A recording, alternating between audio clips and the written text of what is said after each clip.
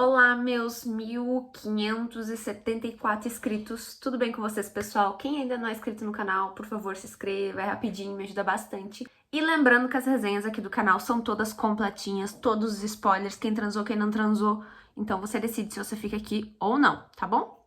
Não reclama de spoiler aí nos comentários, porque eu tô avisando, os avisos existem e vocês precisam prestar atenção neles, hein? O livro que eu vou resenhar hoje é esse aqui, A Usurpadora de Sangue. E foi muito engraçado, tipo, ele não tava na minha lista, foi uma menina que me mandou no Instagram e eu tava bobeando, eu disse, vou ler. Peguei o livro e fui ler. Então agora eu vou falar um pouquinho desse livro pra vocês. Já digo que tem alguns pontos muito legais do livro, mas tem alguns que eu fiquei tipo, não gostei muito. Mas vou resenhar agora. A gente começa o livro, ao meu ver, na visão de uma criança, que é a Sarah. E dá pra entender que ela tá sendo afogada numa banheira pela madrasta dela. E esse livro, ele fala muito de, uma menina que... Eu preciso dizer que no início do livro eu já achei algumas coisas confusas, tá? Eu ficava um pouco em dúvida em quem tava narrando o livro. Se era a escritora, se era alguma pessoa que já morreu, se era a guria que tava ali. E eu fiquei muito confusa em entender se a menina, essa Sarah, ela fazia parte da realeza lá desse reino, porque é um livro onde tem reinos, né? Então a gente tem rei, rainha, princesa. E pela descrição que eu li do livro, me dava a entender que ela fazia parte da realeza.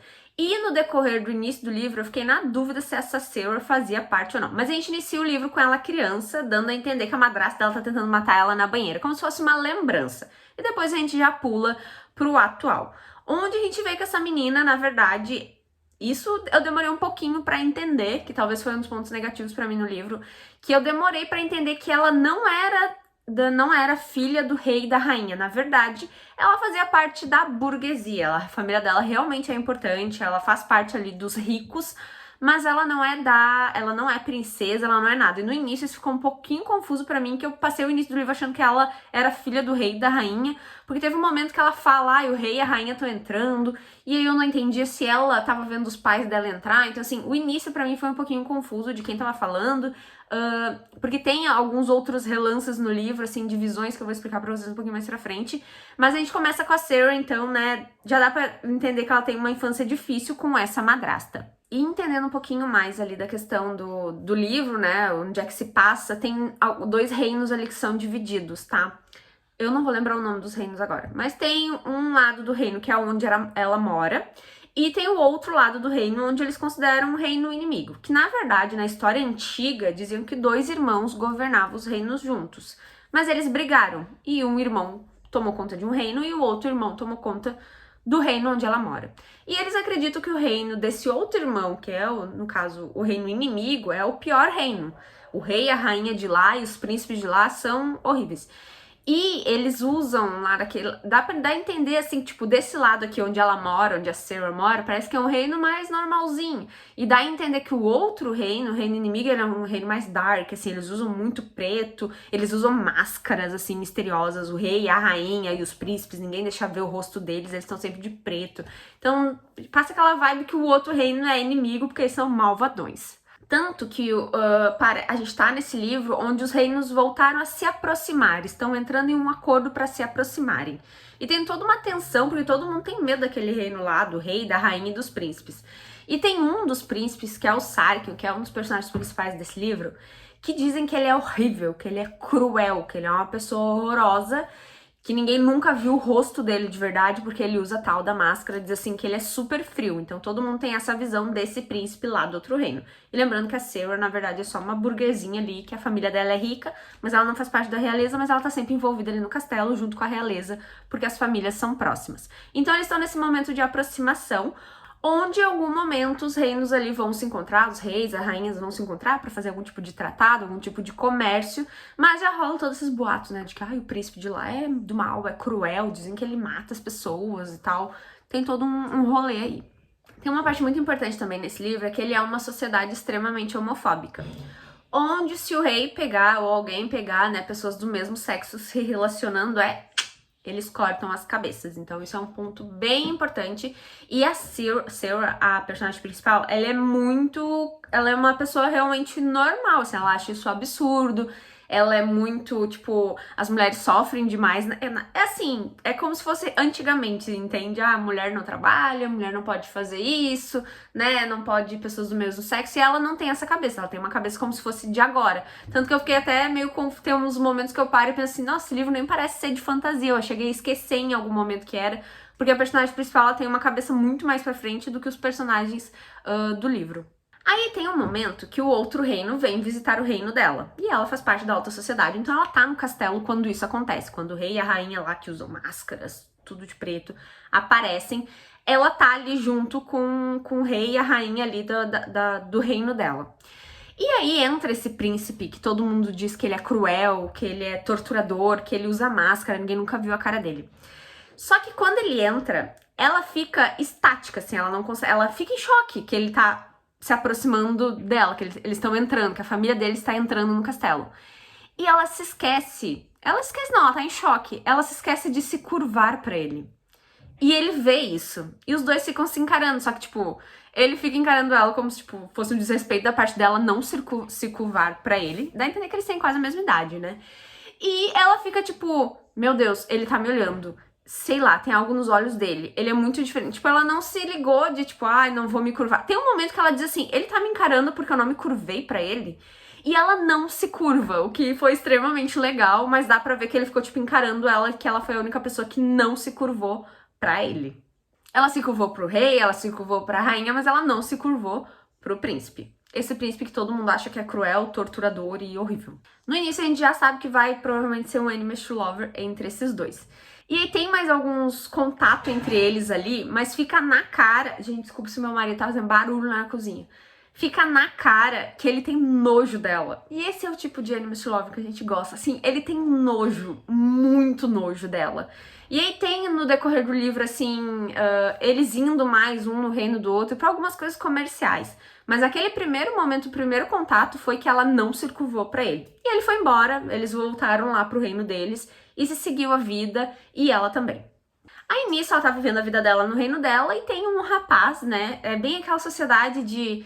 Ai, minha família tem um dote, eu preciso me casar com alguém da alta sociedade e tal. E aí tem um carinha lá que é o Tion, vou chamar de Tion, isso aí. Ele fica todo... Ele é um cara bonito, assim, ele é um conde, se eu não me engano, então ele seria da alta sociedade, tem uma classe acima dela, vamos dizer assim, então seria um bom casamento pra ela. E ela diz que ela teria sorte em casar com ele porque ele é bonito e ele tem um título e ela teria esse título. Ela não é muito ligada nessas coisas, mas ela vê os outros pais casando as filhas com uns velhos, assim, bem idosos, sabe? E quando ele começa a dar em cima dela, ela vê isso como uma coisa muito boa, mas era uma coisa que ela não queria, porque realmente ela tem a cabeça bem pra frente. Por ela não precisava ser obrigada a casar. Mas ela sabe que se ela não fazer isso com ele, né, ou com uma pessoa mais nova, o pai dela vai arrumar alguém que vai ser bem pior do que ele. Então, esquecemos o Sarka, né, o príncipe voltou lá, puto que ela não se curvou pra ele.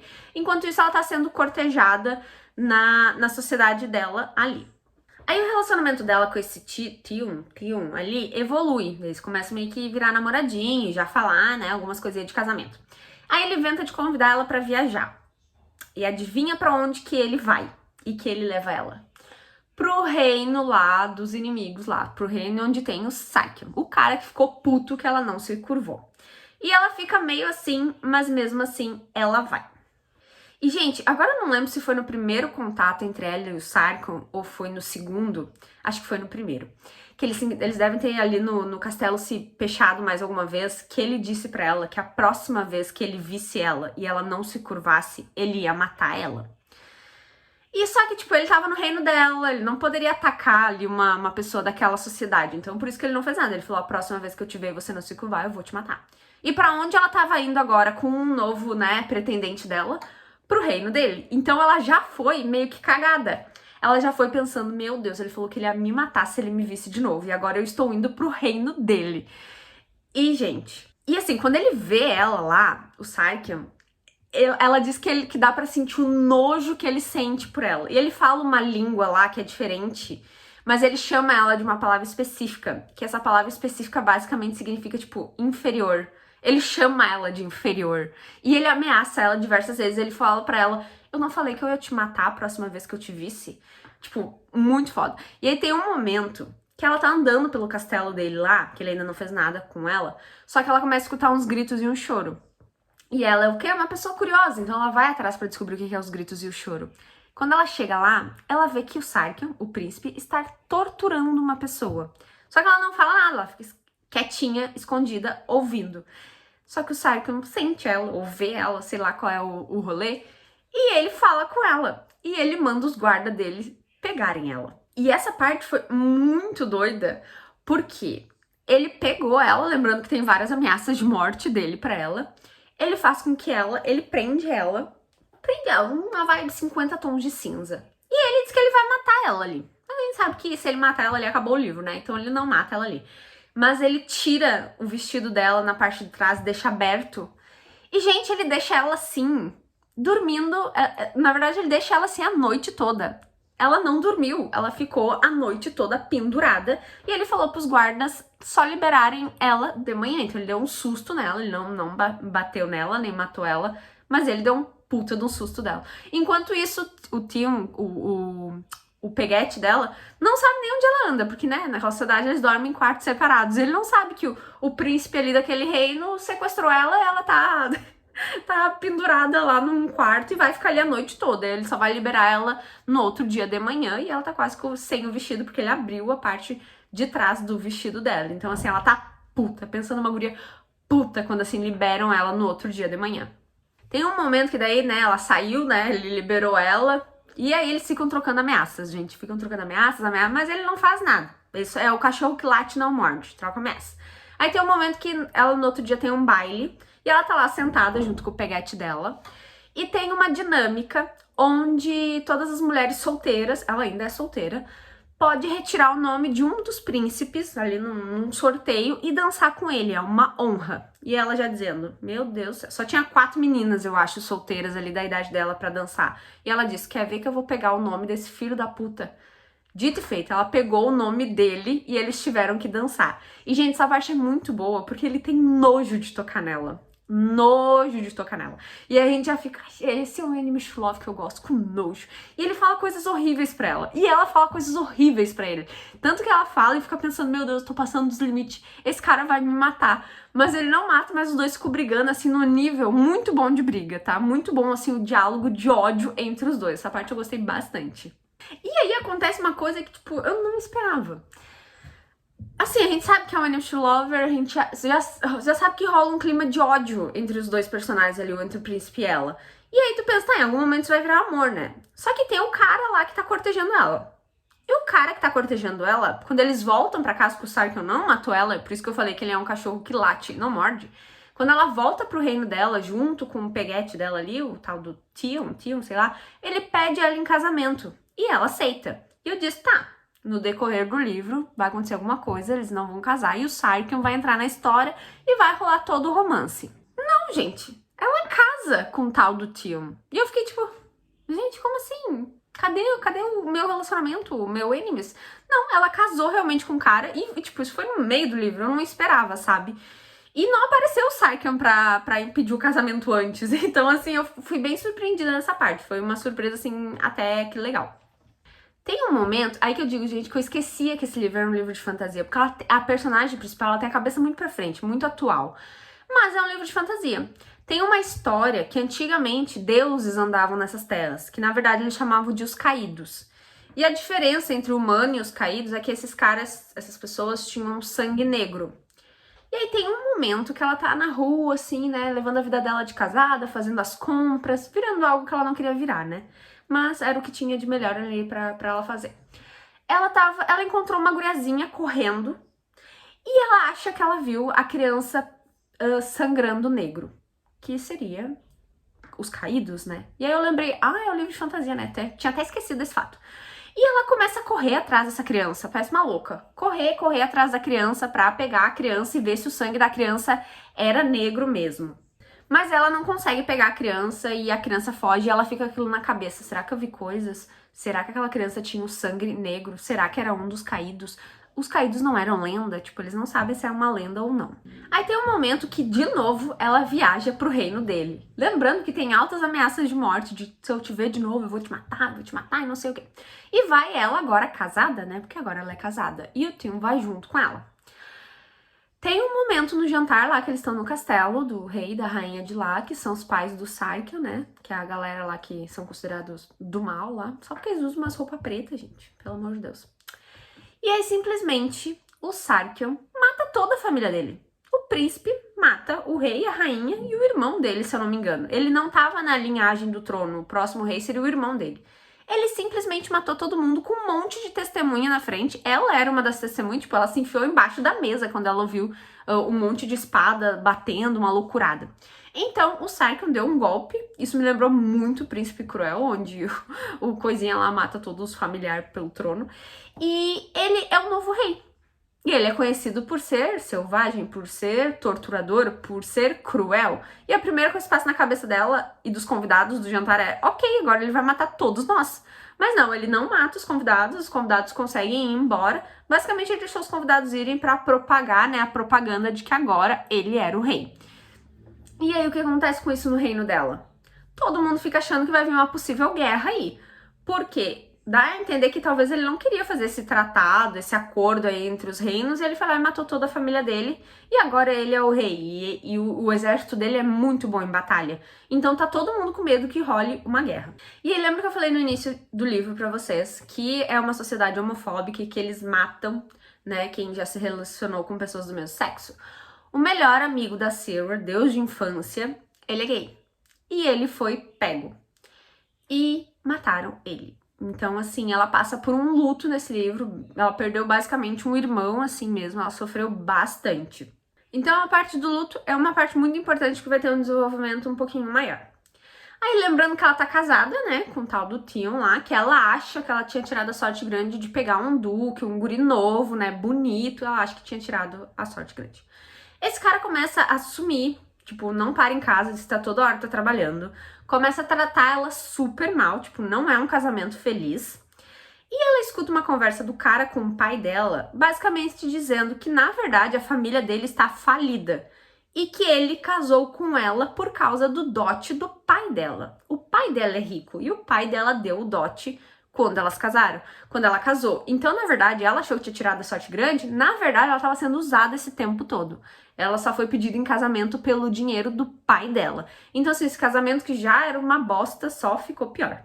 E aí, né, nada que tá ruim, tudo que tá ruim pode piorar. Ela tá lá, entra na casa dela, o marido dela que quase nunca tá aí, ela começa a escutar uns gemidos na biblioteca. Quando ela entra, o marido dela está transando com uma outra pessoa. E ele tem a capacidade de perguntar pra ela se ela não vai fazer escândalo, né? Acho escroto, né, gente? Obviamente ele não quer estar naquele relacionamento, trai ela assim na cara dura e ainda diz que não é pra ela fazer escândalo. E ela até que não faz. Até que ela é bem tranquila assim, tipo, acho que ela já tá até esperando que não ia dar certo esse negócio. Mas ela fala alguma coisa pra ele, que eu não lembro o que é, que ele dá um tapa na cara dela. E isso muda o rumo da história completamente. Porque daí vem uma das frases mais legais que eu já li em livro. Eu não vou lembrar agora, mas é algo assim: ele me bateu. E assim eu decidi matar o meu marido. Linda! Eu achei a frase assim poética. Eu deveria ter camisetas. Ele me bateu e assim eu decidi matar o meu marido. Achei sensacional. E, gente, ela realmente mata o marido dela, tá? Ela faz um plano lá, mata ele envenenado. E é muito bom essa cena. Essa cena é maravilhosa. Mata ele envenenado e até a empregada dela ajuda. Ela a cometer esse assassinato. Então, assim, se vocês tiverem algum tipo de empregada, é bom ter esse tipo de empregada que vai te ajudar a esconder um corpo. Achei, assim, sensacional. E aí, agora ela é a herdeira lá da casa dele e agora ela é uma viúva fingindo que tá passando muito mal, muito triste. E aí o Sarkiel, né, que matou toda a família dele lá do outro reino, vem à cidade dela, vem ao reino dela pra conversar com o rei e com a rainha. E todo mundo tá meio assim, né, o cara acabou de matar toda a família dele lá, agora quer vir aqui pro nosso reino pra conversar com o nosso rei e com a nossa rainha. Vai dar certo isso aí? Não sei se vai dar. E aí, enquanto o Sarkiel tá na cidade, tá lá no palácio, ela tá levando ali a vidinha dela de viúva. E ela encontra de novo aquela menininha, a menina deve ter uns 13, 14 anos, que ela acha que viu sangue no rosto da guria. E ela consegue correr de novo atrás da guria e capturar a guria. Ela usa um amigo dela lá pra ajudar a segurar a guria. E aí essa parte é muito doida porque ela descobre que realmente a guria é uma caída, então não é lenda, eles existem, a guria sangra negro, só que eles também têm algum tipo de poder. E o poder da guriazinha que ela acabou de atacar, que ela acabou de segurar ali, a guria lê mentes. E isso é um poder extremamente importante. E ela meio que sequestra a guria, meio que faz um acordo com a guria ali, da guria ir morar com ela, não sei se é morar com ela, mas a guria fazer alguns tipos de trabalho com ela. Porque a guria é mente, né? Então isso é extremamente importante. E ela quer botar a guria, principalmente, próxima do Sarkion. Pra ver se o Sarkion odeia ela mesmo. Já dá pra ver que ela quer saber o que passa na cabeça do príncipe pra ele odiar tanto ela da forma que ele odeia. A gente já sabe que a guria, mais pra frente, quando ela chegar perto dele, a guria não vai escutar só ódio na mente dele. Ela vai escutar outras coisas também. Então agora ela tem uma amiga, né? Uma caída que lê mentes. Extremamente importante, né? E aí, vem a parte do livro que estragou um pouquinho pra mim. Gente, a mulher matar o marido, pra mim faz todo sentido. Às vezes a gente entende. Ela matou o marido dela, eu achei ela extremamente foda, ele bateu nela, ela foi lá e matou ele. Plausível. Aí depois disso, ela decidiu que ela ia roubar o trono do rei. E eu fiquei tipo, em que momento rolou uma construção dessa no livro de ela querer roubar o trono, dela querer ser a rainha, dela querer... E aí vocês podem dizer, quem já leu o livro, Fran, ela fez isso porque o melhor amigo dela foi morto por homofobia, então ela tá com raiva do rei e da rainha. É plausível sim, eu acho uma justificativa ótima, perfeita e maravilhosa. Pra uma mãe, pra um pai. Se ela fosse uma personagem que desde o início do livro a gente já vê ela com essa sedenta assim por poder, ou que a gente desde o início do livro entende que ela quer roubar o trono, ou que desde o início do livro ela é uma assassina treinada que quer roubar o trono, eu achava plausível. Mas eu achei fraca a construção de... Parece que foi assim, matei meu marido hoje. Quem sabe eu roubo o trono amanhã também, já que eu consigo fazer uma coisa, eu vou conseguir fazer outra. É a mesma coisa que, tipo... eu hoje dizer que eu vou matar o presidente do Brasil. Tenho vontade? Tenho. Acho viável eu conseguir? Não. Não acho. E ela, assim, ela não é uma pessoa fodona, Deus início do livro, ela não é uma pessoa com poderes, ela não é uma pessoa com experiência em luta, ela não é uma pessoa com experiência em nada. Ela conseguiu matar o marido dela envenenado e do nada, pra mim isso foi o ruim do livro, foi do nada ela botou na cabeça que ela queria o trono. E de novo, entendo muito que é pelo justificativo também de deles terem matado o melhor amigo dela, mas geralmente quando isso acontece, tu faz um protesto, tu vai atrás de justiça de outras formas, tu não vai cometer um assassinato também igual. Eu entendo que ela perdeu como se fosse um amigo, mas eu achei que a construção foi muito fraca, foi do nada. Vou roubar o trono. Ela, em momento algum, deu uma ambição que ela queria ter esse poder. E outra coisa, ela não fez por... Não me parece que ela fez por vingança. Me parece que ela quer o poder. Tanto que acontece depois de uma cena ali no final. Mas então essa parte, pra mim, a construção foi muito fraca. E eu fiquei tipo, tá. Não foi tipo, uhul, vai lá, rouba o trono. Tô com você. Foi muito, não. Nada a ver. Essa parte eu achei extremamente fraca e ruim, sinceramente. Aí, como eu falei pra vocês, né, o Sarkion tá na cidade dela e ela já tem essa ideia de roubar o trono. E ela inventa de fazer isso quando o Sarkion tá lá. Porque na cabeça dela, ela vai roubar o trono, vai matar o rei e a rainha do trono atual, e depois ela vai conseguir matar o Sarkion também, porque o Sarkion também fica ameaçando ela o tempo todo. Então ela começa a bolar o plano dela, o plano Scooby-Doo dela de roubar o trono. E ela usa a menina que lê mentes pra chegar perto do Sarkion, e aí a menina vê que o Sarkion sente muito ódio por ela, odeia ela, mas também ele tem a mesma vontade de tirar o vestido dela. Então, assim, realmente é um enemies to lover nessa parte. Ele realmente tem tesão nela e ao mesmo tempo ele odeia ela. E enquanto isso, ela tá fazendo a maquinação dela lá pra tentar roubar o trono, enquanto o Sarkion está ali. Aí tem um momento muito engraçado, que a história vai ficando mais Scooby-Doo ainda. Tem um momento que ela tá falando com o amigo dela sobre o plano dela roubar o trono, dela matar o rei. E nisso, uma guria da sociedade escuta. E aí a guria fica parada assim, ouvindo, e eles ficam parados assim, olhando pra guria. E aí tu pensa na hora, meu Deus, se a gente deixar a guria sair, ela vai contar pra eles e a gente vai morrer. se a gente ficar com a guria, a gente vai ter que matar ela porque ela sabe o nosso segredo. E aí, o que eles fazem? Eles acabam sequestrando a outra guria também. Isso é extremamente engraçado. E aí a guria fala, não, eu não vou contar nada pra ninguém, por favor, me soltem, eu saio daqui, eu vou direto pra casa, não vou contar nada pra ninguém. Aí eles pegam a guria que lê mente e pedem pra guria ler a mente da outra guria. E aí a guriazinha que lê a mente, né, a caída, ela fala, ela vai entregar vocês. E aí a única solução que eles têm é realmente sequestrar a guria e prender ela numa cadeira enquanto o plano deles ainda está em desenvolvimento. Uma parte do plano dela, entre matar ali o rei e a rainha e tomar o trono, é que o Sarkhan também tá nesse prédio, né? O Sarkhan é o rei do outro reino. E ela inventa de atacar ele também. Então, ela quer tentar matar dois coelhos numa cajadada só. E esse é o tipo de coisa que eu fico pensando, cara, em nenhum momento do livro a gente tem essa visão de capacidade dela de fazer esse tipo, ou essa sede de poder de fazer algo relacionado a isso. Então, essa parte eu confesso que eu achei bem estranha e pouco desenvolvida.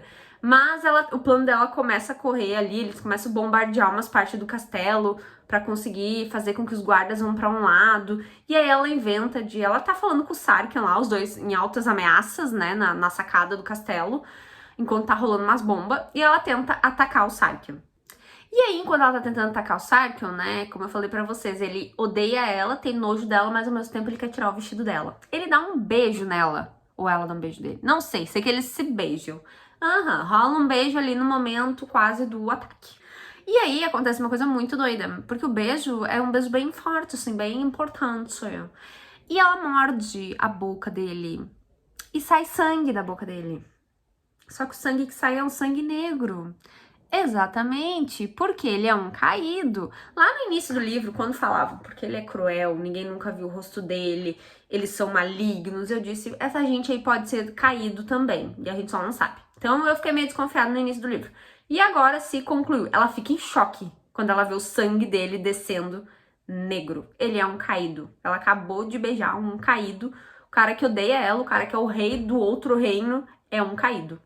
E aí o plano dela continua correndo ali. Eu não lembro o que acontece com o Sarkhan, mas ela não mata ele, ela não consegue... Ele meio que ela sai correndo, alguma coisa assim. E ela consegue matar o rei e a rainha do reino dela. O plano Scooby-Doo dela deu certo. Ela bombardeou todo o castelo lá e ela conseguiu. E tem que ser ela matar o rei pra poder pegar a coroa dele. Porque quem matar ele ali, se algum guarda, alguma coisa inventa de ir na frente e matar o rei, quem pegar a coroa na mão é o rei ou a rainha. E ela consegue matar o rei, tem uma corrida assim, pra tentar matar o rei, e ela consegue. E aí ela pega a coroa e coloca na cabeça. Obviamente, todo mundo que tava ali tentando fugir daquele fuzuê fica em choque quando ela coloca a coroa na cabeça. E aí ela vai pra sacada do prédio, né, onde geralmente os reis e as rainhas vão, e ela tá lá com a coroa na cabeça. E se eu não me engano, posso estar errado, o público começa a gritar usurpadora de sangue. Viva a usurpadora de sangue. Eu acho que é isso, gente, não lembro agora. Mas tipo, o pessoal fica, temos uma nova rainha. E assim acaba o livro, tá, gente? Acaba o livro com uma nova rainha, o Sarkhan tá vivo em algum lugar do castelo, ela conseguiu tomar o trono, e eu achei muito ruim essa parte, porque eu acho que não tem embasamento pra ela, né, ter feito tudo isso. Eu achei meio ruim. Tem alguns outros momentos do livro também que eu achei meio estranho, que eu não consegui identificar quem tava narrando o livro. Porque a usurpadora de sangue, eu fiquei meio assim no livro, porque eu não entendia se ela era considerada a usurpadora de sangue. Tem um momento no livro que tem alguém narrando e falando, a usurpadora de sangue me trouxe mais uma alma. Aí me dá a entender que o livro também é narrado por, tipo, uma ceifadora de almas, que fica narrando os acontecimentos do livro, que fica narrando os passos da Sarah. Então, assim, vira e mexe, eu ficava confusa de quem tava narrando a porra do livro. Mas, assim, no geral, um livro bom, rapidinho, eu li bem rápido, eu gostei do livro, tá? Eu indico a leitura pra vocês, vai ter um segundo livro, eu indico, mas eu acho que a parte dela tomar o trono, pra mim, não fez sentido. Em nenhum momento, eu acho que teve uma construção dela e de narrativa pra ela, e do nada, vou roubar o trono. Eu achei muito fraco isso. E o plano dela, no fim, deu certo, e ela realmente, né, tomou o trono. Eu quero muito mais desenvolvimento no segundo sobre os caídos, eu acho que vem coisa interessante aí. O Sarkhan é um dos caídos, então, e eles se beijaram ali, então vamos entender o que vai acontecer no próximo livro. Mas é isso, gente. Assim, num geral, se eu fosse dar nota pro livro, acho que eu daria uns 3,5, quase 4. No início ali, pro meio, eu achei bem legal. Pra mim, estragou a parte que ela decidiu. Se fosse o livro, sei lá, ela matando o marido dela, o Sark ouvindo, ela descobrindo que ele era um caído, e aí ter desenvolvimento só em relação a isso, eu acho que ia ficar super, super bacana. Mas a parte dela querer tomar o trono, eu achei sem pé, sem cabeça. Então, vamos ver o que vai ser desenvolvido aí no próximo livro. Eu espero continuar a leitura, e aí eu venho falar aqui pra vocês. É isso, gente. Espero que vocês tenham gostado e até a próxima.